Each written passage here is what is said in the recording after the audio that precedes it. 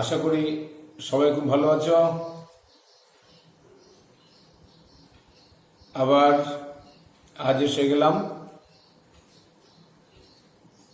দ্বিসংকর জনন, একসংকর জনন, অসম্পূর্ণ প্রকটতা এবং মানুষের লিঙ্গ নির্ধারণ পদ্ধতি তোমাদের আলোচনা করেছিলাম। আজকে মানুষের কিছু জিন ঘটিত রোগ নিয়ে আলোচনা করব। তোমাদের মাধ্যমিক সিলেবাসে 3টে জিন ঘটিত রোগ পড়তে হবে। তার মধ্যে একটা হলো হিমোফিলিয়া, আর একটা হলো বর্ণান্ধতা, আর একটা হচ্ছে থ্যালাসেমিয়া। প্রথম দুটো রোগকে বলা হয় সেক্স লিঙ্ক ডিজিজ, লিঙ্গ সংযোজিত রোগ। এই হিমোফিলিয়া এবং বর্ণান্ধতা, এই দুটো রোগকে বলা হয় লিঙ্গ সংযোজিত রোগ বা সেক্স লিঙ্ক ডিজিজ। এই আমরা জানি যে আমাদের সেক্স ক্রোমোজোম বা যৌন ক্রোমোজোমের দুটো ভাগ আছে। আমি আগের দিন তোমাদের আলোচনা করেছিলাম এক্স এবং ওয়াই। এক্স ক্রোমোজোমে যে প্রচ্ছন্ন জিন থাকবে তাকে বলা হবে সেক্স লিঙ্ক জিন বা লিঙ্গ সংযোজিত জিন। আর এই লিঙ্গ সংযোজিত জিনের মাধ্যমে বংশগতির নিয়ম অনুযায়ী পিতামাতার অসুখগুলো তার সন্তান সন্ততির দেহে সঞ্চারিত হবে। এই নিয়মটাকে বলা হয় লিঙ্গ সংযোজিত উত্তরাধিকার, সেক্স লিঙ্ক ইনহেরিটেন্স বলা হয় ইংরেজিতে। লিঙ্গ সংযোজিত উত্তরাধিকার বা সেক্স লিঙ্ক ইনহেরিটেন্স। যাই হোক, এই হিমোফিলিয়া কি একটু তোমাদের জানতে হবে। ব্লাড, রক্ত নাম শুনেছ। এই রক্তের সাথে রিলেটেড একটা রোগ হলো হিমোফিলিয়া। ক্লাস 9-এ রক্ততঞ্চন বলে একটা চ্যাপ্টার তোমরা পড়ে এসছো। রক্ততঞ্চন মানে কি? কোনো জায়গায় কেটে গেলে সেই কাটা জায়গাতে কিছু সময়ের মধ্যে নির্গত তরল রক্ত ঘনীভূত হয়ে অর্ধকঠিন মণ্ডে পরিণত হয় এবং অধিক রক্তপাত বন্ধ করে। এই ঘটনাকে রক্ততঞ্চন বলে। তাই এই হিমোফিলিয়া হচ্ছে যে জিন ঘটিত রোগে আক্রান্ত ব্যক্তির কোনো জায়গা কেটে গেলে তার ক্ষতস্থানে রক্ত জমাট বাঁধে না, অধিক রক্তক্ষরণে তার মৃত্যুর আশঙ্কা থাকে। এই রোগকে বলা হয় হিমোফিলিয়া। হিমোফিলিয়া রোগের কতগুলো লক্ষণ আছে। নর্মালি আমরা খুব একটা এটা বুঝতে পারি না। যারা মেডিকেল সায়েন্সের লোক তারা এগুলো খুব ভালো মতো বুঝতে পারে কিছু সিমটমস দেখলে। যেমন দাঁতের মাড়ি দিয়ে রক্তক্ষরণ, এটা হিমোফিলিয়া রোগের একটা লক্ষণ হতে পারে। আচ্ছা, ইউরিনের সাথে, ইউরিন বা মূত্রের সাথে রক্ত নির্গত হওয়া, পায়খানার সাথে রক্ত নির্গত হওয়া, দেহের বিভিন্ন যে জয়েন্ট বা গিঁটগুলো আছে, আমরা অস্থিসন্ধি বলে থাকি, সেগুলো ফুলে ওঠা, তারপরে অস্থিসন্ধিতে বা বিভিন্ন জয়েন্টস গুলোতে ব্যথা বা যন্ত্রণা বা পেন অনুভূত হওয়া, এগুলো সবই হচ্ছে, এমনকি নাক দিয়ে রক্ত পড়া, এগুলো হিমোফিলিয়া রোগের লক্ষণ। যদি কোনো রকমের কোনো অসুখ বিসুখ নেই অথচ কোনো পেশেন্টের মধ্যে এই সমস্ত সিমটমস দেখা যাচ্ছে, তখন ডাক্তার মানে city, clotting time of blood, এই ব্যাপারটা টেস্ট করে রিপোর্টটা দেখে। যে কি টাইপের। আমরা নর্মালি জানি যে কোনো জায়গায় কেটে গেলে সেই জায়গায় রক্ত জমাট বাঁধে 3 থেকে 5 মিনিটের মধ্যে, মিনিমাম 2 মিনিট, ম্যাক্সিমাম 8 মিনিট। আমরা নর্মালি 3 থেকে 5 মিনিটের মধ্যে বলে থাকি, তবে 2 থেকে 8 মিনিট কিন্তু এই রেঞ্জটাও আমরা বলতে পারি। এই সময়ের মধ্যে কোনো ক্ষত জায়গাতে রক্ত জমাট বেঁধে যাওয়া এটাই নিয়ম, মানে অগভীর ক্ষত, খুব গভীর ক্ষতর কথা এখানে বলবো না। কিন্তু দেখা যায় হিমোফিলিয়া রোগে আক্রান্ত ব্যক্তির ক্ষেত্রে কোনো জায়গায় কেটে গেলে রক্ত তো জমাট বাঁধেই না, গল্প গল্প রক্ত বেরিয়ে আসে। তাছাড়াও আমি যে সিমটমস গুলো বললাম একটু আগে, সেগুলো তাদের মধ্যে দেখা যেতে পারে। তাহলে হিমোফিলিয়া রোগ কি, হিমোফিলিয়া রোগের লক্ষণগুলো কি, এবার আমরা জানবো যে হিমোফিলিয়া রোগ ক প্রকার এবং কি কি। 1947 সালে আলফ্রেডো পাভলভস্কাই বলে একজন বিজ্ঞানী এই হিমোফিলিয়া রোগ আবিষ্কার করেন।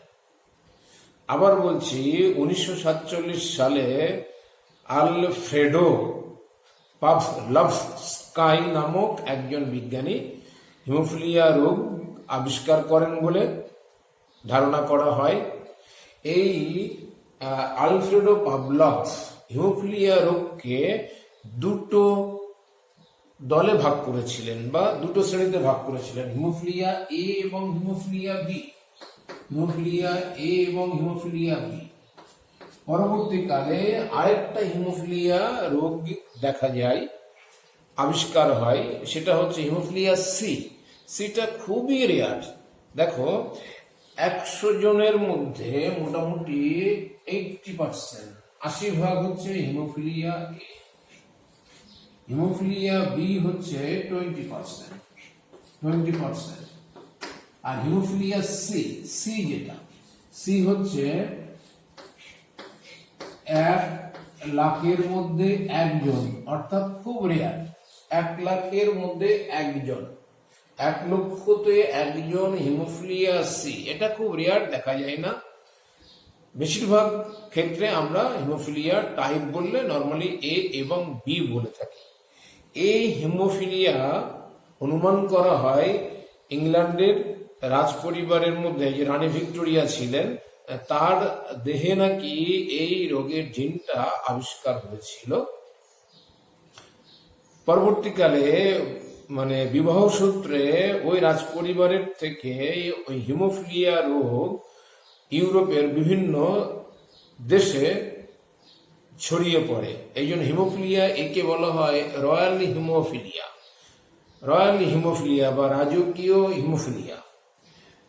আর হিমোফিলিয়া বি স্টিফেন ক্রিসমাস বলে এক রোগীর দেহে আবিষ্কার হয়েছিল। স্টিফেন ক্রিসমাস বলে একজন রোগীর দেহে হিমোফিলিয়া বি আবিষ্কার হয়েছিল বলে হিমোফিলিয়া বি কে বলা হয় মানে স্টিফেন ক্রিসমাস হিমোফিলিয়া বা সংক্ষেপে ক্রিস্টমাস হিমোফিলিয়া বলা হয়। হিমোফিলিয়ার মেন টাইপ কিন্তু দুটোই নর্মালি আমরা দেখেছি, অধিকাংশ বইতে লেখা থাকে। সি বলে একটা আছে, এটা খুব রেয়ার, এগুলো খুব একটা দেখা যায় না। আমি একটু আগে বললাম যে 1 লাখে 1 জন, তাহলে বুঝতে পারছো খুব রেয়ার ব্যাপারটা। এবার চলে আসি যে এই হিমোফিলিয়ার বংশগতি। গত ক্লাসে আমি মানুষের লিঙ্গ নির্ধারণ পদ্ধতি নিয়ে আলোচনা করেছিলাম, এক্স এবং ওয়াই ক্রোমোজোম। এক্স হচ্ছে মহিলাদের দেহে থাকে, আর এক্স ওয়াই থাকে পুরুষের দেহে। এই এক্স ক্রোমোজোমে যে প্রচ্ছন্ন জিন থাকে তাকে বলি আমরা সেক্স লিঙ্ক জিন বা লিঙ্গ সংযোজিত জিন। এই লিঙ্গ সংযোজিত জিন এক্স ক্রোমোজোমে অবস্থান করবে। এরা প্রকট হতে পারে কিংবা প্রচ্ছন্ন হতে পারে। এই রোগগুলো প্রচ্ছন্ন জিনের প্রভাবে নরমালি হয়ে থাকে। প্রচ্ছন্ন জিনের প্রভাবেই কিন্তু এই হিমোফিলিয়া এবং বর্ণান্ধতা হয়ে থাকে, মিউট্যান্ট জিন। স্বাভাবিক জিনের পরিবর্তন ঘটে যে মিউট্যান্ট জিন হয় সেগুলোকে আমরা প্রচ্ছন্ন জিন হিসাবে এক্ষেত্রে ধরে নিয়ে থাকি এবং এই প্রচ্ছন্ন জিনের প্রভাবেই কিন্তু এই রোগের প্রকাশ ঘটে। ওয়াই ক্রোমোজোমে কিন্তু কখনো এই জিন অবস্থান করে না, ওয়াই ক্রোমোজোম বংশগতির দিক থেকে নিষ্ক্রিয়। সেই জন্য এই দুটো এক্স ক্রোমোজোমে এই যদি প্রচ্ছন্ন জিন থাকে তাহলে আমরা ধরে নেব সেটা আক্রান্ত। দুটো এক্স ক্রোমোজোমের মধ্যে একটাতে যদি প্রচ্ছন্ন জিন থাকে তাহলে আমরা সেটাকে বাহক ধরে নিয়ে থাকি, আর দুটোতেই যদি প্রচ্ছন্ন জিন না থেকে প্রকট জিন থাকে, প্রকট যাকে আমরা অনেক সময় প্লাস চিহ্ন দিয়েও ইন্ডিকেট করে থাকি, প্রকট জিন থাকে, তাহলে সেটা সম্পূর্ণরূপে স্বাভাবিক। দেখো, দুটো এক্স ক্রোমোজোমের মধ্যে দুটোতেই যদি প্রচ্ছন্ন জিন থাকে তাহলে সেই মানুষটি আক্রান্ত হবে। দুটো এক্স ক্রোমোজোমের মধ্যে একটাতে যদি থাকে তাহলে বাহক বা ক্যারিয়ার হবে, এটাকে বলা হবে স্বাভাবিক অথচ বাহক। এবার যদি দুটোতেই যদি প্রকট জিন থাকে, প্রচ্ছন্ন জিন একেবারে না থাকে, তাহলে সেটাকে সম্পূর্ণ স্বাভাবিক ধরা হবে। আক্রান্ত হবে দুটোতেই যদি প্রচ্ছন্ন জিন থাকে, স্বাভাবিক অথচ বাহক ধরা হবে দুটোর মধ্যে একটা এক্স ক্রোমোজোমে যদি থাকে, আর দুটোতেই যদি না থাকে অথচ প্রকট জিন থাকে, তাহলে আমরা নর্মাল, কমপ্লিটলি নর্মাল বলে থাকি মহিলাদের ক্ষেত্রে। আর পুরুষের ক্ষেত্রে কি হবে? পুরুষের ক্ষেত্রে দুটো এক্স ক্রোমোজোম থাকে না, তোমরা ভালো মতো জানো, একটাই থাকে এক্স ক্রোমোজোম আর একটা ওয়াই ক্রোমোজোম। এক্স ক্রোমোজোম বংশগতির দিক থেকে সক্রিয়, সে প্রকট কিংবা প্রচ্ছন্ন জিন বহন করে বেড়ায়, কিন্তু ওয়াই ক্রোমোজোম ওই ধরনের কোনো জিন বহন করে বেড়ায় না। ওয়াই ক্রোমোজোমে যে জিন থাকে তাকে হোলান্ড্রিক জিন বলা হয়। দেখবে অনেক মানুষের কানে বড় বড় লোম হয়, ওটাকে বলা হয় হাইপার ট্রাইকোসিস রোগ। হাইপার ট্রাইকোসিস অবস্থাও আমরা বলে থাকি। ওটা কিন্তু ওয়াই ক্রোমোজোমে অবস্থিত জিনের প্রভাবে হয়ে থাকে। হাইপার ট্রাইকোসিস হোলান্ড্রিক জিন বলা হয়, জিনগুলোকে বলবো হোলান্ড্রিক জিন, হোলান্ড্রিক জিনের প্রভাবে হবে। আর ওই কানে লোম বেশ বড় বড় লোম হয়, এটাকে হাইপার ট্রাইকোসিস বলা হয়। তা চলে আসি, পুরুষের ক্ষেত্রে দুটো এক্স ক্রোমোজোম তো থাকে না, একটা এক্স থাকে একটা ওয়াই ক্রোমোজোম থাকে। একটা এক্স ক্রোমোজোমে যদি এই প্রচ্ছন্ন জিন থাকে তাহলে কিন্তু ওই পুরুষ মানুষটি ওই রোগে আক্রান্ত হবে, সে হিমোফিলিয়া হোক অথবা বর্ণান্ধতা হোক। থ্যালাসেমিয়া ব্যাপারটা কিন্তু আলাদা, থ্যালাসেমিয়া নিয়ে আজকে একদম আলোচনা করব না। থ্যালাসেমিয়া অটোজোম ঘটিত রোগ, সেক্স ক্রোমোজোম ঘটিত বা লিঙ্গ সংযোজিত রোগ মানেই হচ্ছে কিন্তু হিমোফিলিয়া, বর্ণান্ধতা, যে দুটো আমাদের সিলেবাসের মধ্যে রয়েছে। তাহলে যদি পুরুষের এক্স ক্রোমোজোমে ওই প্রচ্ছন্ন জিন থাকে তাহলে সেই পুরুষটা আক্রান্ত হবে, যদি প্রকট জিন থাকে তাহলে সম্পূর্ণ স্বাভাবিক। ওয়াই ক্রোমোজোম বংশগতির দিক থেকে নিষ্ক্রিয়, পুরুষ এখানে বাহক হয় না। লিঙ্গ সংযোজিত ডিজিজ এবং উত্তরাধিকারের ক্ষেত্রে ওয়াই ক্রোমোজোম কিন্তু কোনো জিন বহন করে না। এই রোগের ব্যাপারে ওয়াই ক্রোমোজোম বংশগতির দিক থেকে নিষ্ক্রিয় ধরে নেওয়া হয়, প্রচ্ছন্ন জিন বহন করার দিক থেকে নিষ্ক্রিয়। সুতরাং এটা একটু মাথায় রাখতে হবে। এবার হিমোফিলিয়ার বেশ কিছু সমস্যা মূলক প্রশ্ন তোমাদের আসে, যে যেমন আমি বলতে পারি যে এরকম একজন বাহক মহিলা আর সাথে যদি একজন স্বাভাবিক পুরুষের যদি বিয়ে হয়, দেখো বাহক মহিলা, এটা কিন্তু বাহক মহিলা আর স্বাভাবিক পুরুষ যদি বিয়ে হয় তাহলে তাদের সন্তান সন্ততি কেমন হবে। এটা পড়তে যাওয়ার আগে একটু মাথায় রাখবে যে হিমোফিলিয়ার ক্ষেত্রে প্রকট জিনটাকে আমরা ক্যাপিটাল এইচ দিয়ে লিখে থাকি, বেশিরভাগ ক্ষেত্রে ক্যাপিটাল এক্স দিয়ে লেখা হয়। ক্যাপিটাল এক্স না লিখেও তুমি অন্য কোন রকম ভাবে ধরতে পারো। এইচ প্লাস এইচ মাইনাস এভাবেও ধরা যেতে পারে। আমি বলবো যে ক্লাস 10 তো ক্যাপিটাল এইচ আর প্রচ্ছন্ন জিন স্মল এইচ ধরো। কোন কোন বইতে ক্যাপিটাল এইচ প্লাস আর এইচ মাইনাসও থাকতে পারে। এইভাবে ধরলে একটু বেশি মনে রাখতে সুবিধা হবে। প্রকট জিন মানে ক্যাপিটাল এইচ, প্রচ্ছন্ন জিন মানে স্মল এইচ। কেন এই সেন্সে বলতে চাইছি, দেখো প্রকট বৈশিষ্ট্যগুলোকে আমরা ক্যাপিটাল লেটারে তার জিনোটাইপ লিখেছিলাম, যেমন বিশুদ্ধ লম্বা ক্যাপিটাল টিটি, বিশুদ্ধ বেটা স্মল টিটি। সেই হিসাবে প্রকট গুলোকে যদি আমরা ক্যাপিটালে লিখি আর প্রচ্ছন্ন গুলো যদি স্মলে লিখি তাহলে কিন্তু মনে রাখতে সুবিধা বেশি। ধরার দিক থেকে বিভিন্ন ভাবে ধরা যেতে পারে, তুমি বোঝাতে পারলেই হলো। তা চলে আসি বাহক মহিলা, তার মানে হচ্ছে তার দুটো এক্স ক্রোমোজোমের মধ্যে একটাতে প্রকট জিন থাকবে আর একটাতে প্রচ্ছন্ন জিন থাকবে।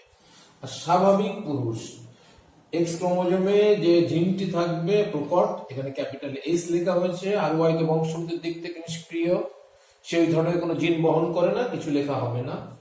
এইবার বাহক মহিলার দেহে যে ডিম্বাণুগুলো তৈরি হবে দু রকমের, মিয়োসিস সেল ডিভিশন দ্বারা। প্রকট জিন বহনকারী X chromosome, X to the power দেখো X H capital H, X small H. এবার স্বাভাবিক পুরুষ, তার যে শুক্রাণুগুলো তৈরি হবে এক্স এইচ এবং ওয়াই, এদের ক্রস করলে অথবা চেকার বোর্ডের মাধ্যমে দেখালে এই ধরনের একটা রেজাল্ট পাওয়া যায়। রেজাল্টের মধ্যে দেখো খেয়াল করে 4 ভাগের মধ্যে 1 ভাগ দেখো capital H x capital H x capital H, তারপরে এটা সম্পূর্ণ স্বাভাবিক কন্যা। আর 4 ভাগের মধ্যে 1 ভাগ দেখো capital H small H, capital H small H, এই ভাগটা এই যে কন্যা সন্তানের। তার মানে এই বাহক মহিলার সাথে স্বাভাবিক পুরুষের যদি বিয়ে হয় তাদের মেয়েদের মধ্যে 50% মেয়ে হবে সম্পূর্ণ স্বাভাবিক, 50% মেয়ে হবে স্বাভাবিক অথচ বাহক। কোনো মেয়ে এখানে আক্রান্ত হবে না। মা যদি বাহক হয়, পিতা যদি সম্পূর্ণ স্বাভাবিক হয়, তাহলে সেক্ষেত্রে কন্যা সন্তানদের মধ্যে 50% কন্যা সন্তান হবে সম্পূর্ণ স্বাভাবিক, এটা 50%, আর 50% কন্যা সন্তান হবে বাহক। এবার পুত্র সন্তানের দিকে আসা যাক। এক্স ওয়াই, এখানে এক্স ওয়াই আছে, এখানে এক্স ওয়াই আছে, এখানে এক্স এর ঘাড়ে কে আছে? ক্যাপিটাল এক্স, অর্থাৎ প্রকট জিন। এখানে ক্যাপিটাল এক্স নেই, এক্স এর ঘাড়ে হচ্ছে স্মল এইচ আছে, ক্যাপিটাল এইচ এর জায়গায় স্মল এইচ, তার মানে এটা হচ্ছে প্রচ্ছন্ন জিন। তাহলে এই পুত্র সন্তানগুলো সম্পূর্ণ স্বাভাবিক, কারণ তার প্রচ্ছন্ন জিনটা নেই, প্রকট জিন রয়েছে। আর ওয়াই বংশগত দিক থেকে নিষ্ক্রিয়, আগেই বলে দিয়েছি। আর এখানে এক্স স্মল এইচ আছে, তার সাথে ওয়াই রয়েছে, তার মানে এটা আক্রান্ত। তাহলে পুত্রদের মধ্যে 50% হবে সম্পূর্ণ স্বাভাবিক আর 50% হবে আক্রান্ত। তার মানে হচ্ছে বাবা যদি সম্পূর্ণরূপে স্বাভাবিক হয় পিতা, আর মা যদি বাহক হয়, তাহলে সমস্যা হচ্ছে পুত্র সন্তানদের আক্রান্ত হওয়ার সম্ভাবনা এখানে মানে 50%। পুত্রদের মধ্যে 50%, গুলিয়ে ফেলবে না যেন, মানে পুত্রদের মধ্যে 50%।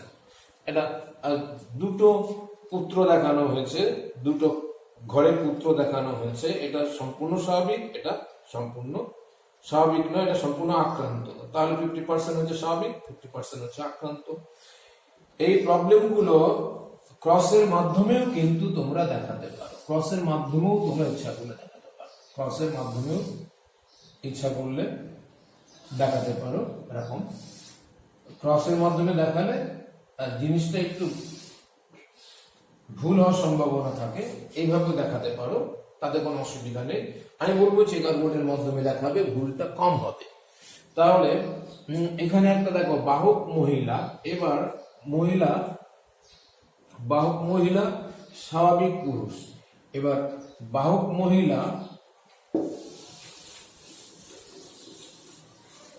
যদি আক্রান্ত পুরুষ হতো তাহলে কেমন রেজাল্ট হতো? দু তিনটে এক্সাম্পল হয়, এদের ব্যাপারটা বুঝতে পারলে কিন্তু খুব সহজেই তোমরা প্রবলেমটা সলভ করতে পারো। এখান থেকে বেশ প্রবলেম আসে, 2 নাম্বার 3 নাম্বার করে দিয়ে থাকে। বাহক মহিলা আর হচ্ছে আক্রান্ত পুরুষ, আক্রান্ত পুরুষ, আক্রান্ত পুরুষ। দেখা যাক বাহক মহিলা, বাহক বলেছি তাই তো, এটা বাহক, তার জিনোটাইপ হচ্ছে x two the power capital H, x two the power small h। বাহক দুটোর মধ্যে একটাতে থাকবে প্রচ্ছন্ন জিন, আরেকটাতে থাকবে প্রকট জিন। আর আক্রান্ত পুরুষ যেটা একদম নিচে এখানে আমি দেখিয়েছিলাম পুত্র সন্তানদের মধ্যে এরকম x h y। তাহলে বাহক মহিলা ঠিক আগের মতো এর রকমের গ্যামেট তৈরি হবে, এর যে গ্যামেট তৈরি হবে সেই গ্যামেটের মধ্যে x two the power h প্রকট জিন বহনকারী আর হচ্ছে x two the power small h প্রচ্ছন্ন জিন বহনকারী। অনুরূপ ভাবে যদি এখানে চলে যায় তাহলে কি হবে? যে এগুলো শুক্রাণু, এটাও তো গ্যামেট, এই গ্যামেট মান হচ্ছে মেল গ্যামেট।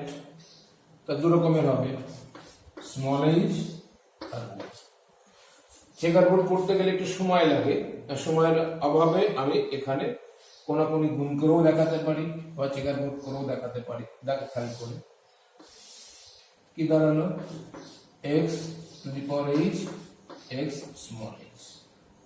এবার এটাতে চলে যায়,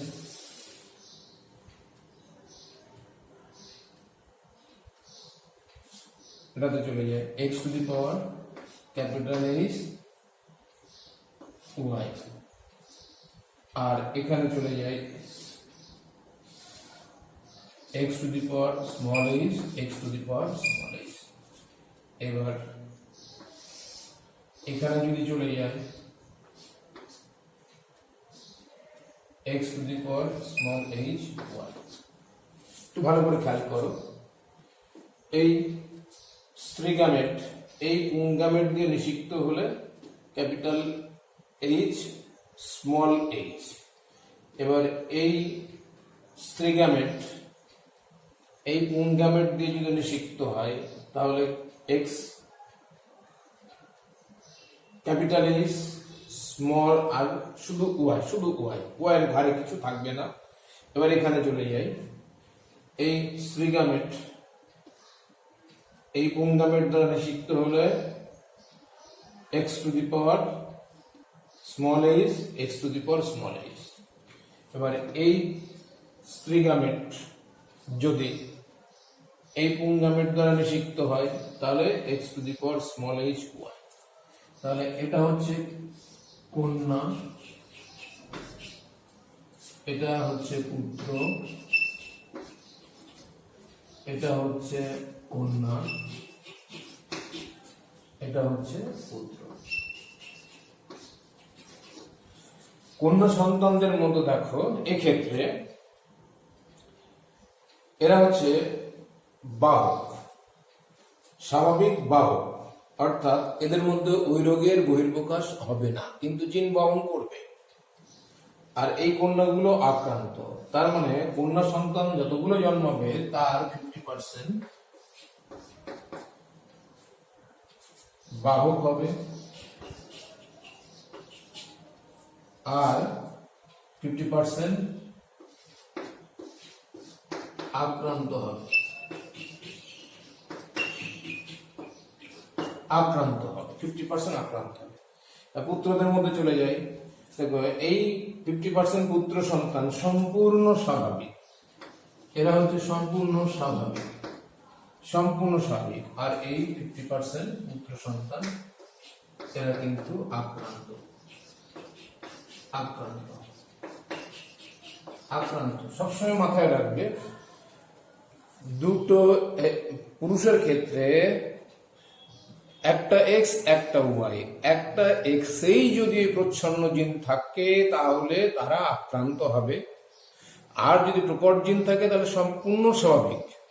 পুত্র সন্তান অর্থাৎ পুরুষেরা এক্ষেত্রে বাহক কখনো হয় না। অটোজম ঘটিত রোগের ক্ষেত্রে বাহক হতে পারে, কিন্তু সেক্স ক্রোমোজোম ঘটিত রোগ, বিশেষ করে সেক্স লিঙ্ক ডিজিজ, সেক্ষেত্রে কিন্তু পুত্র সন্তানেরা কখনো বাহক হতে পারে না, হয় আক্রান্ত না হলে সম্পূর্ণ স্বাভাবিক। এ হচ্ছে হিমোফিলিয়ার 2 নম্বর প্রবলেম বা সমস্যা হলো।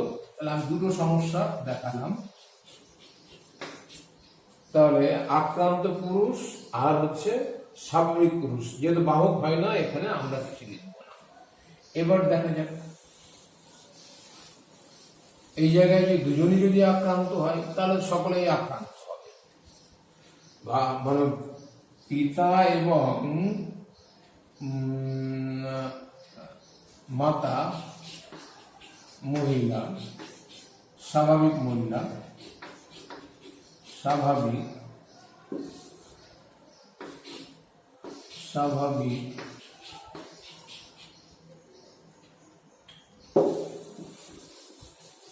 যদি স্বাভাবিক যদি হতো, স্বাভাবিক যদি হয় তাহলে কেমন হবে? আক্রান্ত হলে তো দুজনই আক্রান্ত হলে সবাই আক্রান্ত হবে, ছেলে মেয়ের সঙ্গে। স্বাভাবিক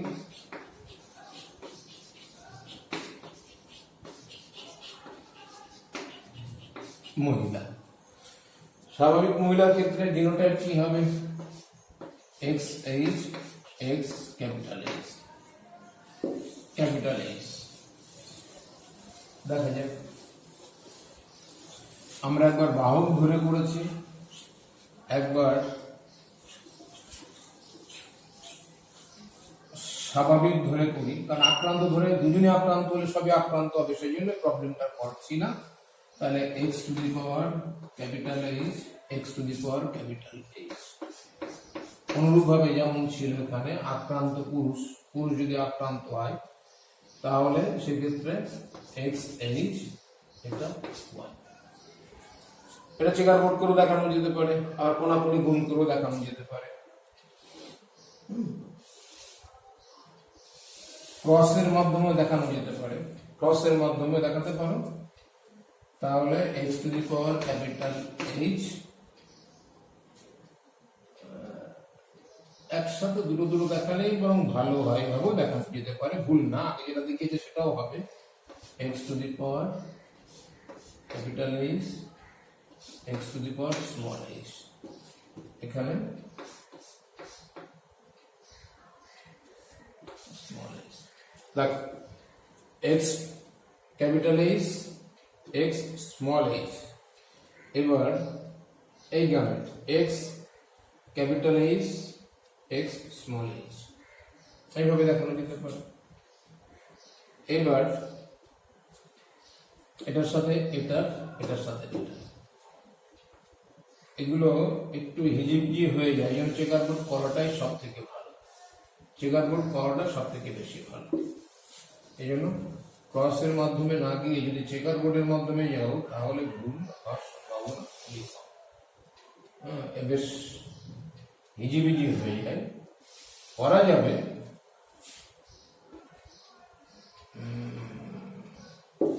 আমার একটু ভুল হয়েছে, আমরা দ্বিতীয় গ্যামেটে যাবো, তো প্রথম গ্যামেট তো হয়ে গেল,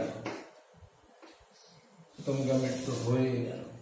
এই এক্স ওয়াই, এক্স ওয়াই, তাহলে x to the power h y. এবার এর সাথে x to the power h y. খেয়াল করে দেখো, মা যদি স্বাভাবিক হয় আর পিতা যদি আক্রান্ত হয়, পিতা যদি আক্রান্ত হয়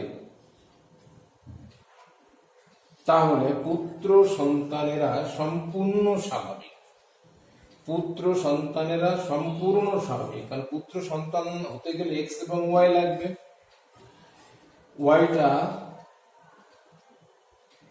ওয়াইটা আসছে বাবা থেকে, তাহলে আর এখানে যেহেতু মা সম্পূর্ণ স্বাভাবিক, তাহলে তো প্রকট জিন আছে, তাহলে পুত্র সন্তানদের মধ্যে এক্স ক্রোমোজোম মার দেহ থেকে আসবে, মার থেকে আসবে, মার গ্যামেটের মাধ্যমে।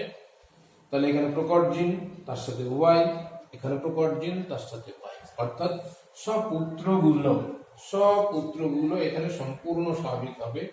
এবার কন্যা সন্তানদের মধ্যে একটু খেয়াল করে দেখা যাক। কন্যা সন্তান দেখো, কন্যা সন্তানদের মধ্যে 50% কন্যার সন্তান হবে,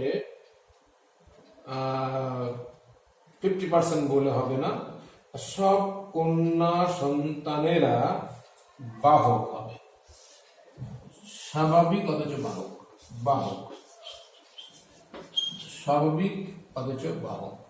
খেয়াল করে দেখো, বাহক। x to the power capital H, x to the power small h, x to the power capital H, x to the power small h। দুটো x এর মধ্যে একটা x এ প্রকট জিন রয়েছে আর একটাতে প্রচ্ছন্ন জিন রয়েছে। তা এই হিমোফিলিয়া রোগের বংশগতি সংক্রান্ত ব্যাপারে দুটো তিনটে করে উদাহরণ তোমাদের মাথায় রাখতে হবে। উভয় আক্রান্ত হয়, অর্থাৎ পিতা এবং মাতা দুজনই যদি আক্রান্ত হয়, তাহলে তাদের ছেলেমেয়েরা সবাই আক্রান্ত হবে। সেক্ষেত্রে সবাই আক্রান্ত হবে বলে আমি সেই রেজাল্টটা আর দেখালাম না। তোমরা হিমোফিলিয়া রোগের বংশগতি যদি খুব ভালো করে বুঝতে পারো, তাহলে বর্ণান্ধতা অর্থাৎ কালার ব্লাইন্ডনেস বুঝতে কোনো রকমের কোনো প্রবলেম হবে না। দুটো একই রকমের ব্যাপার, শুধু মানে বংশগতির নিয়ম সংক্রান্ত ব্যাপারে একেবারে হুবহু একই রকমের।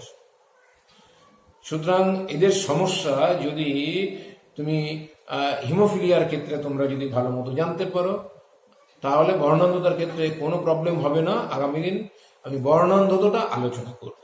তোমরা একটু ভালো করে হিমোফিলিয়ার বংশগতিটা দেখো, নিয়ম কানুনগুলো ভালো করে দেখো। প্রকট জিন, প্রচ্ছন্ন জিন ব্যাপারটা কি? প্রচ্ছন্ন জিনগুলোকে আমি প্রথমে বলেছি মিউট্যান্ট জিন বলা হয়, মিউট্যান্ট জিন, আর প্রকট জিনকে স্বাভাবিক জিনই বলা হয়। তা আজ এখানে শেষ করছি। সবাই খুব ভালো থেকো, ভালো করে বাড়িতে পড়াশোনা করো, বইটা ভালো করে দেখো। আশা করি অনেকটা সমস্যা মিটে যাবে।